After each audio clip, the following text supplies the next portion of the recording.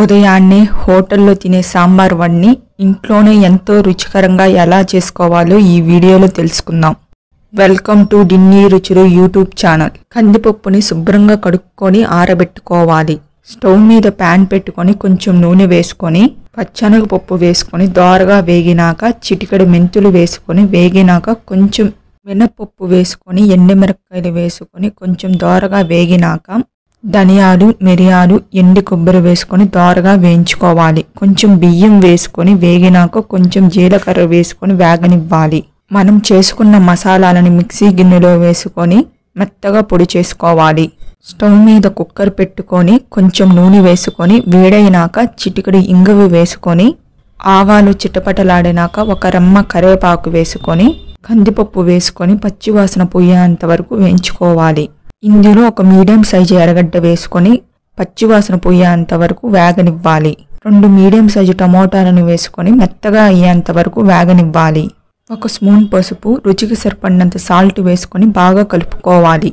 కొంచెం నీళ్లు వేసుకొని కుక్కర్ మూత పెట్టుకొని 4 విజిల్స్ వచ్చినాక గెంటితో పప్పుని మెత్తగా చేసుకోవాలి. కొంచెం చింతపండు పులుసు వేసుకొని బాగా కలుపుకోవాలి. ఒకసారి చూసుకొని రుచికి సరిపడినంత కల్లుప్పు వేసుకొని మీకు చిక్కగా కావాలంటే తక్కువ నీళ్లు వేసుకోండి. సాంబార్ బాగా ఉడుకుతున్నప్పుడు మనం చేసుకున్న మసాలాను వేసుకొని గెంటితో బాగా కలుపుకోవాలి.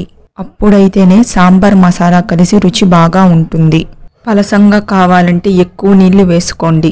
స్టవ్ మీద ప్యాన్ పెట్టుకొని గెంటి నూనె వేసుకొని వేడైనాక ఆవాలు వేసుకొని చిటపటలాడినాక పచ్చిమిరపకాయలు వేసుకొని ఒక రెమ్మ కరివేపాకు వేసుకొని తిరగమాతని సాంబార్లోకి వేసుకొని గెంటితో బాగా కలుపుకోవాలి. చివరిలో కొంచెం కొత్తిమీర వేసుకొని కలుపుకోవాలి. గ్లాస్ నిండా మినపప్పు తీసుకొని గంట సేపు నానబెట్టుకోవాలి. మిక్సీ గిన్నెలో మినపప్పు వేసుకొని 5 ముక్కలు వేసుకొని మెత్తగా పేస్ట్ చేసుకోవాలి. కొంచెం సమయం ఎక్కువగా అవుతుంది.